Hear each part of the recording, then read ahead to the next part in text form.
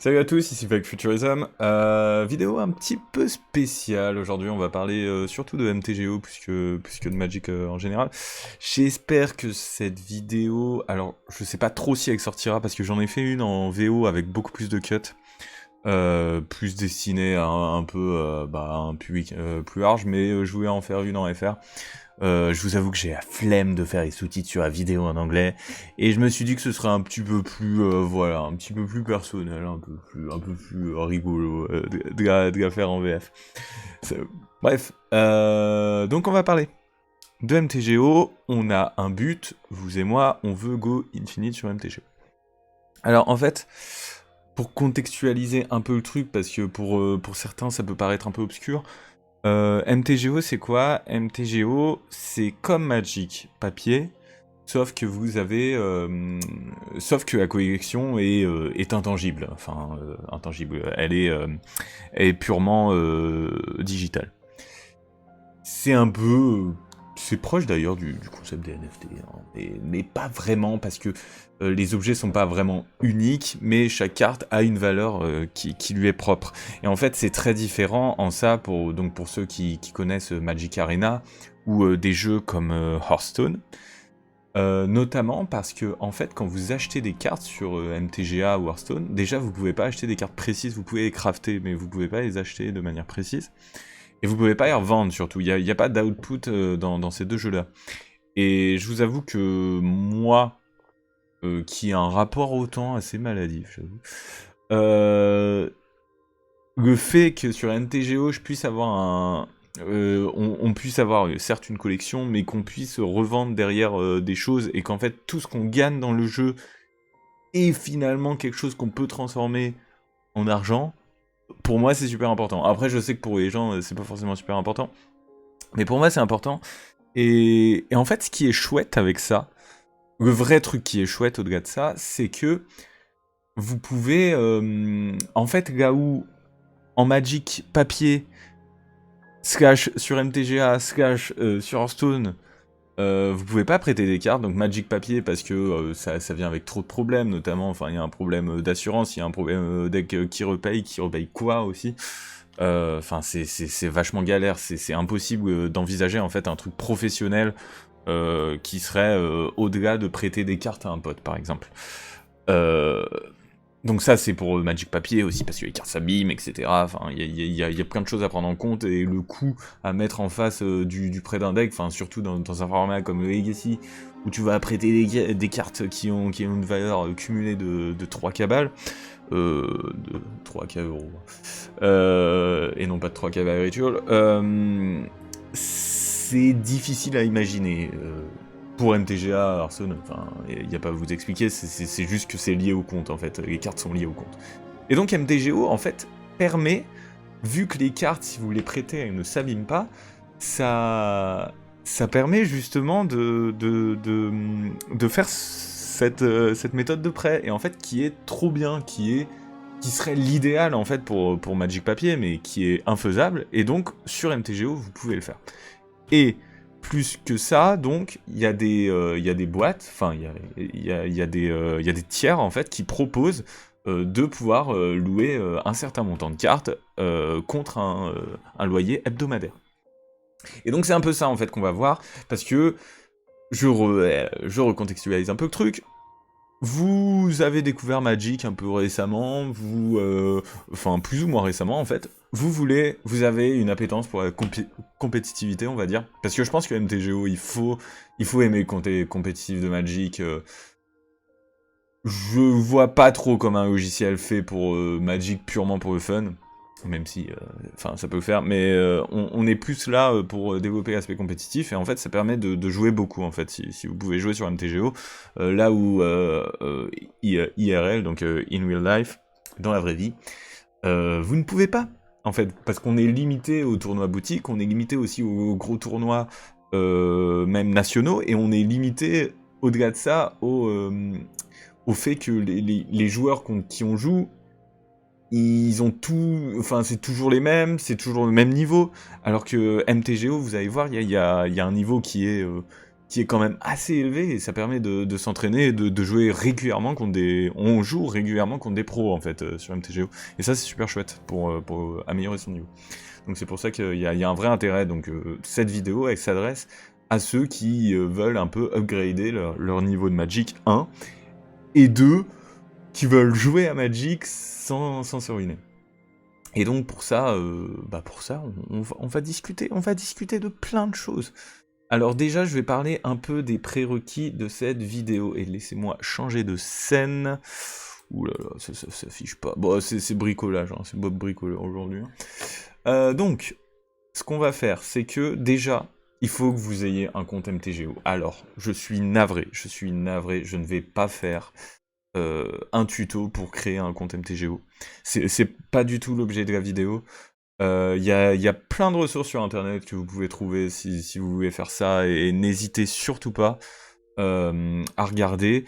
Moi, tout ce que je peux vous dire, c'est que pour créer un compte sur MTGO, c'est super simple. Il faut juste, il doit y avoir un exécutable à télécharger, vous installez le jeu, vous créez votre compte, et ça vous demande juste d'acheter un beginner kit, enfin genre un kit de démarrage, qui est aux alentours, donc après m'être renseigné, autour de 5$, donc ça va vous revenir à genre 5,50 en euros, et une fois que vous avez ça, votre compte est réactivé, et vous pouvez jouer dessus. Donc ça c'est le coût d'entrée. À ce coût d'entrée là, il va falloir rajouter, je dirais, un minimum de 35 balles. En fait, ces 35 balles, ça va correspondre à quoi? Ça va correspondre à peu près de quoi lancer 2 ligues, en fait. Donc avoir les droits d'entrée pour une ligue. Une ligue, c'est quoi? C'est 5 matchs de Magic contre des adversaires complètement aléatoires dans un format donné. Et donc, ça va vous demander ça dans un premier temps. Et dans un second temps aussi, payer la première location, en fait. Donc qui va s'élever entre 10 et 15 balles selon le jeu que vous voulez jouer. Ce qui nous fait un total, va être 40 balles, hein. C'est pour ça qu'on dit ça. Hein. Bref, donc ce que je vais vous montrer maintenant, c'est un peu quel est le process qu'on peut avoir. Donc on va prendre un exemple, hein. On va prendre l'exemple d'un joueur de Legacy, sans trop de surprise, parce que c'est quand même un peu aussi... toute la chaîne, quoi. Hein, on parle surtout de Legacy, hein, si vous pensez qu'on parle d'autre chose, je pense que vous êtes au mauvais endroit, mais ça s'applique à tous les formats hors limité. Je mets quand même une parenthèse hors limité, parce que je ne sais pas trop à quel point on peut être rentable en limité, c'est un peu plus difficile. Donc ce qu'on va faire, c'est que, moi je vais vous montrer quelque chose. Donc voilà, là, petit Google, on va aller sur MTG Goldfish. Alors pourquoi on va sur MTG Goldfish? Parce que c'est un site génial, avec des articles plutôt cool, si vous comprenez anglais. Et surtout, en fait, il y a énormément de ressources, donc je pense qu'il y en a parmi vous qui utilisent MTG Top 8, et j'utilisais MTG Top 8 avant. J'utilise quasiment plus MTG Top 8, en fait, parce que... mais ils sont trop efficaces sur MTG Goldfish, et vraiment, je vous conseille d'utiliser MTG Goldfish.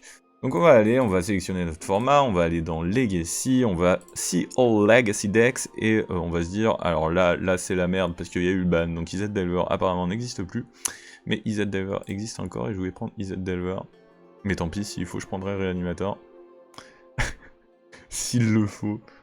Voilà, IZ Delver, donc on va prendre IZ Delver, qui est... même si là, la méta est en train de se redessiner, mais c'est complètement un autre contexte qu'on va d'ailleurs parler dans le prochain apéro de tel. Soyez là, mercredi, en général, entre 20 et 21h, ça commence. Soyez là. Bref, donc on va faire ce deck, tiens, parce que ça a l'air fort, regarde Delver. Et première étape, download, text file, et donc on l'a dans nos téléchargements, il s'affiche ici. Ensuite, une fois que vous avez fait ça, donc vous allez sur votre Con account. Alors, comme j'ai dit pour MTGO, je ne vais pas expliquer tout le processus de comment faire un loan account. Ça se fait en plusieurs étapes, enfin, ça se fait en 5-10 minutes, il me semble. il y a juste vite fait, je crois, une vérification. Je sais plus s'il y a une vérification d'identité ou quelque chose comme ça, mais parce que bah on est quand même il y a quelque chose de contractuel qui se fait. Et mais globalement, voilà, c'est très simple. Et au début, ça va vous demander un premier paiement. Donc, sélectionnez le paiement par ticket. Enfin, si vous êtes dans cette optique de ne pas payer trop, sélectionnez le paiement par ticket. Parce qu'en fait, si vous sélectionnez le paiement par argent, vous aurez la flemme d'avoir les tickets pour payer votre truc. En fait, les tickets, vu que c'est la monnaie du jeu, ça fait que vous pouvez ne pas sortir de la monnaie du jeu pour payer votre truc. Et vu que notre but, c'est de go infinite, justement, ben, sélectionnez le paiement par ticket. Je crois que c'est quelque chose qu'on peut changer par la suite dans les paramètres. Mais bon, voilà, je vais pas expliquer comment on fait le loan account, je vais expliquer comment s'en servir bien, la première chose, et surtout, qu'est-ce que ça va vous amener. Qu'est-ce que ça va vous amener dans votre vie de joueur de Magic compétitif. Donc, ce qu'on va faire, c'est Rental History. Alors, Rental History, moi j'ai vous aurez rien, mais donc on voudra rentrer dans le deck editor. Donc là, on rentre dans le deck editor, on fait import deck, on choisit un fichier, voilà, vite fait. Ici, ce que j'ai téléchargé, on le load. Et voilà, là on a toutes les cartes qui sont là. Donc on voit juste que ça, il va falloir... parce que quand les foils, ils les ont pas toujours en stock. Ici on voit que ça nous coûte 452 ticks. Donc pour information, chaque tranche de 100 ticks en prêt coûte 2,5 tickets par semaine. Donc c'est-à-dire que si je veux... là, imaginons, on va arrondir au supérieur, on va dire que c'est 500 ticks, on veut un prêt de 500 ticks, ça va nous coûter 12 tickets et demi par semaine. Donc vous avez votre deck, vous pouvez ensuite optimiser en fait, parce que normalement il vous met les versions qui sont prises des versions de MTG Goldfish, mais vous pouvez optimiser, vous allez voir normalement... Ah, là c'est déjà optimisé, mais des fois ça ne l'est pas et ça peut vous réduire votre coût ici. Il y a aussi pas mal de choses à savoir, moi que j'utilise en tout cas beaucoup, quand vous êtes ric-rac au niveau du prêt par rapport au deck que vous voulez louer, vous pouvez arranger sur les fetch count notamment, parce que vous voyez que là il y a une disparité quand même de 4x et demi entre Misty Rainforest et Freddy Strand. Et il y a plein d'autres cartes où vous pouvez essayer de gratter pour que ce soit pile au-dessous. Moi j'aime bien, j'avoue, ça m'arrivait, en tout cas, l'ancienne version de Delver, qui était plus aux alentours des 600 ticks, ça m'arrivait d'avoir des prêts qui étaient à genre 597, 598, et vraiment pile à la limite. Et plus que d'augmenter en fait votre seuil, parce que vous pouvez augmenter votre seuil, c'est mieux d'essayer de réduire ce que vous prêtez. Bref, donc là, on va add tout ça, to cart. Pardon. Donc là, je suis sur le paiement, je sélectionne loan account, et je place mon order. A few moments later. Donc, à peu près 1 à 2 minutes plus tard, en fait, vous allez avoir un petit message, donc ici, dans le coin, là où il y a ma caméra, en fait, vous avez un petit message qui s'affiche, un petit bot, en fait, qui va vous contacter. Donc ici, c'est CHON Delivery 4, c'est ça? Voilà, 4. Il va me écrire tout un pavé, et en fait, je vais juste écrire yes. Voilà, et je vais accepter avec ma full trade list. Et donc là, en fait, il va avoir toutes les cartes qu'on a mis du deck de MTG Goldfish. Vous allez juste cliquer sur une, vous cliquez sur CTRL A, vous glissez dans You Will Receive, Submit, Confirm, et c'est bon. Toutes les cartes sont maintenant dans votre collection. Et vous pouvez jouer. Vous pouvez aller, genre Constructed, Legacy, bam, Legacy League. Bon, alors il faut avoir fait le deck avant, donc vous faites add deck, vous importez. Oh, tiens, on va le faire, allez, tac tac tac, URD, super, URD, voilà, là il s'affiche. Toutes les cartes sont dedans normalement, il y a un problème. Pourquoi il y a un problème? Je suis pas content. Il n'y avait pas de Makedown? Bon, je sais pas pourquoi il n'y a pas de Makedown. Ça n'arrive pas. Je sais pas. Bon, bref. Vous pouvez quand même lancer, et voilà, vous pouvez direct lancer une ligue. Une chose. Non, deux choses. La première chose, c'est entraînez-vous sur l'interface avant de lancer une ligue. En fait, une ligue, il faut se dire quand même, c'est quand même 10 balles l'entrée. Donc, faut y aller un peu motivé, finalement, dans une ligue. C'est pas rien. Entraînez-vous à gérer l'interface, donc moi je conseille avec un pote qui se rend disponible pour faire quelques games avec vous, voir comment marchent les triggers, voir comment marche la priorité, voir comment marchent les phases, passer d'une phase à une autre. Tous ces trucs de merde en fait que vaut mieux pas découvrir dans une partie importante parce que ça peut vraiment vous faire perdre, hein, vraiment. Les problèmes d'interface, je vous assure que j'en ai toujours, hein, ça fait 2 ans que je joue au jeu, et ça fait depuis Deluxe que je joue Legacy, mais ça fait 2 ans que je joue sur MTGO, et j'ai encore des problèmes avec cette foutue interface. Donc je vous conseille quand même de vous faire les dents là-dessus. Ça c'est la première chose. Et la deuxième, voilà, choisissez un deck directement sur lequel vous êtes un minimum à l'aise. Au début, en tout cas, il vaut mieux commencer avec des decks sur lesquels on est à l'aise. Et donc voilà, vous allez pouvoir jouer directement. Ça vous a pris à peu près... faire le compte MTGO, ça vous prend 10 minutes. Faire le compte Card Order, ça vous prend 10 minutes. Et ensuite, voilà, 5 minutes plus tard, vous avez les cartes et vous pouvez jouer. En 25 minutes, vous avez un deck compétitif Legacy qui coûte 3K € en papier. Quand même pas mal. Alors certes, on a un petit coup d'entrée, on a à peu près 30-40 balles d'entrée, comme je vous ai dit. Mais on va voir que si on est un petit peu bien motivé, en tout cas ça demandait énormément de motivation, on va voir qu'on peut arriver quand même à bien rentabiliser ces play points. Je vais faire un cut, je ne sais plus quoi dire. Bref. Post-cut. Et donc voilà, vous avez cette liste-là, avec de chart course, mais putain, il y a chart course maintenant dans UR Delver. Eh ben, on n'est pas rendu, hein. Je sais pas quelle liste j'ai pris, mais c'est pas la meilleure. Bref. Et donc voilà, vous pouvez lancer des ligues. Alors, maintenant, comment ça marche? Transition. Dans une ligue, vous pouvez faire 6 résultats différents. C'est vrai, 6? Ah ouais, c'est marrant. C'est marrant, en 5 games, on peut faire 6 résultats différents. Ouais, bon, 1, 4, 0, 5, c'est pareil, en fait, c'est plus pour ça. Bref, et donc, une ligue vous demande 100 play points en input, et peut vous faire gagner, donc là, je vous ai mis tout ce que ça pouvait gagner selon votre résultat. Il n'y a pas de draw dans MTGO, la clock, en fait, fonctionne de façon à... C'est le premier qui a plus de temps qui perd, c'est un peu comme une clock aux échecs de 25 minutes chacun. Et donc voilà, vous voyez en fait, ce qu'on voit directement là, c'est que le 3-2, c'est un peu la limite où vous commencez à être dans le gain en fait. Les 3-2, c'est on veut être là, nous. Nous, on veut être là. On vise ça. Et on veut pas ça, hein. Ça, on veut pas. Ça, c'est pas ouf, là. Ah, j'ai pas envie d'être dans le orange. Ah, c'est moche.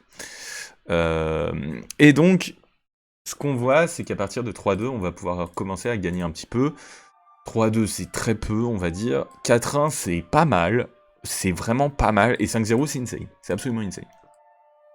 Et là, en fait, je vous ai mis, en prenant... donc ça, c'est la valeur de chest qui est la valeur moyenne qu'on observe pour un chest. Quand vous le revendez à Card Order, il va vous racheter à ça. À 2,35 en moyenne. Donc c'est entre 2,20 et 2,50 en général. Donc toujours en tickets. Et un playpoint, j'ai mis que ça valait 0,1 tickets. En fait, c'est assez logique parce qu'une ligue, c'est 100 playpoints ou 10 tickets. Donc c'est assez équivalent. Et donc ici, vous avez les gains, en fait. Vous avez le gain de ce que vous donne une ligue. Donc on voit, avec 3-2, vous gagnez 2,35 tickets. Avec 4-1, 13,75. Et avec 5-0, 31 tickets. Bravo pour ceux qui font 5-0. En plus de ça, il y a quelque chose que j'ai pas compté, qui sont les qualifier points. Les qualifier points, ça n'a pas vraiment de valeur intrinsèque, c'est juste qu'au bout du moment où vous en avez accumulé 40, vous pouvez accéder à des tournois que je qualifierais de tournois à très haut niveau, qui sont souvent bondés, et qui sont souvent très durs, mais qui sont gratuits du coup, parce que vous avez juste à payer 40 Qualifier Points, et vous pouvez avoir accès à ces tournois. Donc, il y a quelque chose aussi, peut-être que vous pourrez voir par la suite, mais MTGO a bien sûr un programme, un schedule, sur le premier play, logiquement, et je sais pas où je vais le trouver, parce qu'à chaque fois je galère à le trouver. Donc voilà, là on le trouve ici. En fait, si vous allez sur mtgo.com/première-play-2023, vous allez trouver tout le programme des gros tournois. Et bon, là je vais peut-être pas non plus faire toute la description des tournois, mais au moins ça vous permet de voir quand est-ce qu'il y a les qualifiers, les showcases, et en fait c'est ça que vous pouvez accéder via les qualifier points. Donc je vous invite à regarder ce programme si vous y intéressez un petit peu plus précisément. Bref, ce qu'on voit, c'est que pour un prêt où vous avez payé 12 ticks et demi, un prêt de 500 ticks, pour moi je pense qu'avec un prêt de 600 ticks vous pouvez quasiment tout prendre, donc ça vous coûte 15 ticks.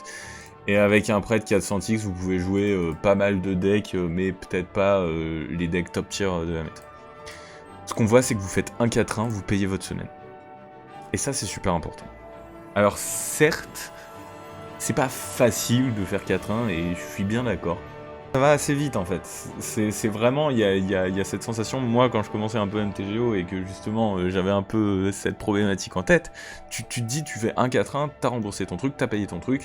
Vous faites aussi, voilà, plusieurs 3-2, bah, on travaille vers là. Et en fait, faire des 1-4 et 0-5, c'est quand même assez rare, je dirais. 2-3, ça arrive assez régulièrement, on va pas se mentir. Mais 2-3, 3-2, voilà, c'est dans les moyennes. Mais si vous y mettez sérieusement, vraiment, vous mettez dans le mood, 4-1, c'est faisable. 5-0, c'est dur. 5-0, c'est dur, je vais pas vous mentir, mais c'est faisable aussi. Et donc c'est là où j'ai envie un peu de parler plus de stratégie en fait. De quelle est la stratégie qu'il faut... de la façon dont il faut aborder MTGO. Parce que je différencie 3 types de decks qui sont peut-être le pet deck. Pour moi c'est Monogreen Cloudpost. Le deck top meta tryhard, pour moi c'est UR Delver. Et le deck Fast Food, qui pour moi était Réanimator, mais qui pour vous peut être, voilà, Stompy, Initiative, etc. Et parfois ces 3 decks peuvent être les mêmes. Enfin, vous adorez UR Delver et Top Meta, c'est pas vraiment un deck Fast Food dans la mesure où ça va pas très vite en fait. Mais voilà, j'aime bien cette distinction en 3 que j'ai un moment utilisé. Alors là, j'utilise plus trop. J'ai plus mon deck compète quand il faut que je fasse des ticks. Et mon deck de cœur qui est post quand j'ai envie de m'amuser, mais des fois, enfin, maintenant ça change pas mal. Mais j'aimais bien catégoriser ces 3 trucs-là en même temps parce que, en fait, une ligue avec Réanimator, ça vous prend 1 heure et quelques, à peine.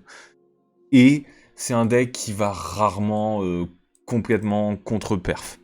Donc en fait, si vous jouez un peu Réanimator et que vous jouez pas trop mal, vous arriverez quand même à vous faire un petit peu d'argent sur le jeu. Et c'est assez important à garder en tête.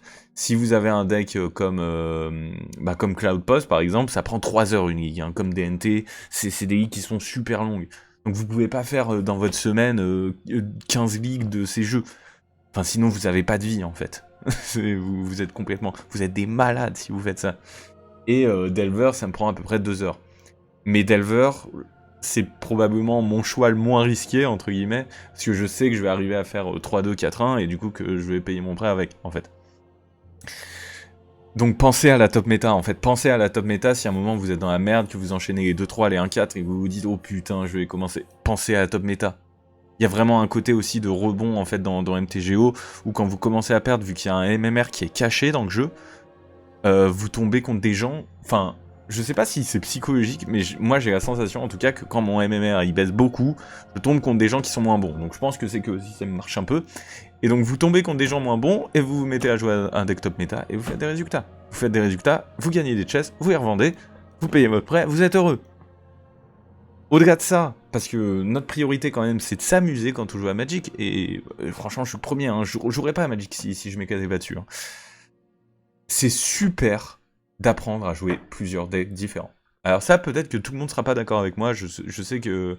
je sais que XX Shukun, XX ou Isolated System, donc qui sont mes potes qui sont très très bons à Magic, qui ont plus cette vision d'être sur quasiment un seul pack. En fait, le problème, moi, que j'ai à toujours jouer un seul deck, c'est que vous apprenez pas forcément aussi la vision de l'adversaire quand il joue contre vous. En fait, on se rend pas compte des fois de certaines cartes qui avaient puissance exon, quand on se met pas vraiment dans la peau de l'adversaire, mais même avec ses cartes en fait, et qu'on peut jouer le match-up dans l'autre sens.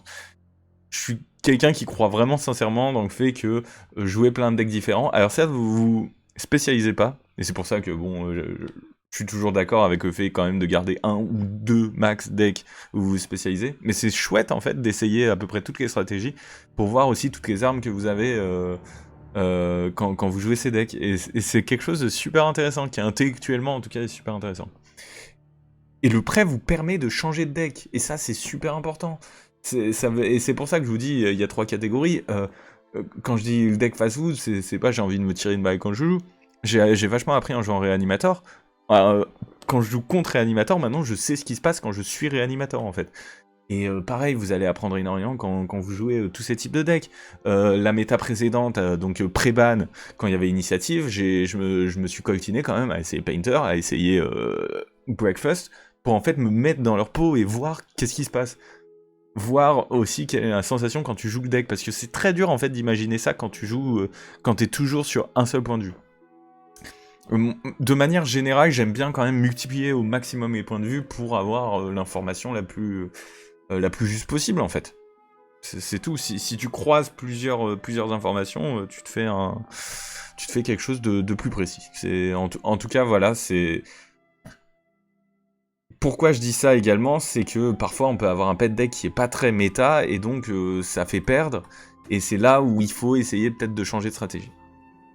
Bref, donc là on était plus un peu dans la stratégie globale, là c'est hors MTGO, c'est qu'est-ce que je vous conseille de faire en fait.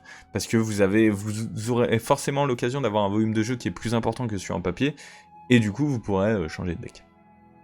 Et normalement, avec un petit peu d'effort, de patience et de concentration, parce que ça demande de la concentration les ligues. Moi quand j'en fais des pas focus, souvent je suis une quiche. Vous pourrez arriver sans trop de problèmes à payer votre prêt de façon hebdo. Maintenant, stratégie purement liée à MTGO, enfin liée au prêt. Donc là je vous montre Card Order, c'est pas du tout sponsorisé. C'est juste que moi j'utilise Card Order, vous pouvez utiliser Mana Trader, utilisez ce que vous voulez. C'est juste qu'il me faut un exemple pour la vidéo, il me faut un support et voilà. Du coup, il y a plusieurs choses à savoir. C'est que on n'a pas tous le temps de faire plein de ligues. Alors autant quand on est étudiant, jeune travailleur, pas encore de famille, etc. On a un peu plus le temps. Mais je pense que pour beaucoup d'entre vous, c'est pas forcément le cas, et vous vous dites, mais je peux pas jouer, en fait, je peux pas jouer autant toutes les semaines. Là, tu me dis, il faut faire quand même plusieurs ligues, et oui, effectivement, il faut faire plusieurs ligues, parce que tu auras pas au bout d'un 4-1 ton truc. Donc il va falloir faire plusieurs ligues, il va falloir en faire 4-5 peut-être par semaine. Et vous allez me dire, mais j'ai pas le temps, enfin, je vais pas dédier toute ma vie à Magic. Et vous avez bien raison, et c'est pour ça, en fait, qu'il y a une super option dans le compte qui est un peu pause. Et cette option, il faut l'utiliser. Faut pas hésiter à l'utiliser. Hein. Vraiment, quand vous avez des vacances, quand vous savez que vous avez un week-end où vous n'allez pas pouvoir trop jouer, quand vous savez que là, votre semaine, toutes vos soirées sont prises, etc. Si vous savez que vous avez peu de disponibilité, ne payez pas le prêt en fait. C'est pas comme un logement où tu pars en vacances 3 semaines hors de ton logement, bah tu payes ton loyer et tu te le prends bien dans la gueule. Là, c'est pas pareil. Là, vous pouvez mettre la pause. Alors, faut pas en abuser. Parce que si vous en abusez, ils vous envoient des messages. Moi, j'ai déjà eu des messages. On m'a jamais menacé, mais on a dit très gentiment, bon, tu fais quand même un peu beaucoup de pauses. Donc voilà, je vous suggère quand même le faire 2 fois par mois, par exemple, c'est pas du tout de l'abus. Ce qui est bien avec la pause, en fait, c'est que vous récupérez ce qui n'a pas été utilisé. En fait, ils vous font un prorata. Par exemple, si à la moitié de la semaine, vous décidez de mettre en pause, bah, la moitié de votre prêt que vous avez payé, il va devenir du bot crédit. Et le bot crédit, il va vous servir à payer les futurs prêts. Donc en fait, vous perdez pas vraiment d'argent. vous perdez même pas du tout l'argent en fait. Et c'est vraiment une super fonctionnalité, c'est génial. Vraiment c'est génial, et donc utilisez cette fonctionnalité, et n'ayez pas peur en vous disant « Ah ouais, mais je vais peut-être pas pouvoir jouer tout le temps ». Si vous vous dites, bah il y a 2 semaines là dans le mois où je suis chaud, où je vais pouvoir jouer, bah vous faites ça, pas, vous payez 2 semaines, et puis après vous mettez en pause et vous reprenez même 1 mois plus tard en fait. En fait, il n'y a aucune obligation, mais par contre, quand vous êtes dans le prêt, c'est sûr qu'il faut un petit peu jouer pour rentabiliser son prêt. Vous pouvez aussi changer le montant que vous désirez. Ça, c'est assez utile parce qu'il y a beaucoup de fluctuations en fait dans les prix de MTGO, vous allez voir. Et des fois, ça peut être sympa de baisser ou remonter tout ça. D'ailleurs, il faudrait que je baisse, moi. Parce que mes decks ont beaucoup baissé. Là, je suis plus à 500. Ouais, je suis à 600. Bref. Voilà. Donc ça c'est pour un peu le côté optimisation sur MTGO. On a parlé de comment s'améliorer. On a parlé finalement déjà de quand même beaucoup de choses, hein, vous et moi. Donc, pour conclure finalement, pour conclure tout ça, donc je vous ai expliqué comment on utilisait le prêt, quelle approche vous pouvez avoir, la rentabilité aussi, donc avec les chests, etc. Quelque chose que je vous ai pas montré, parce que c'est plus dans un second temps à mon avis, c'est que si vous avez, au bout d'un moment, si vous gagnez un petit peu plus en fait que votre prêt, vous pouvez revendre vos tickets.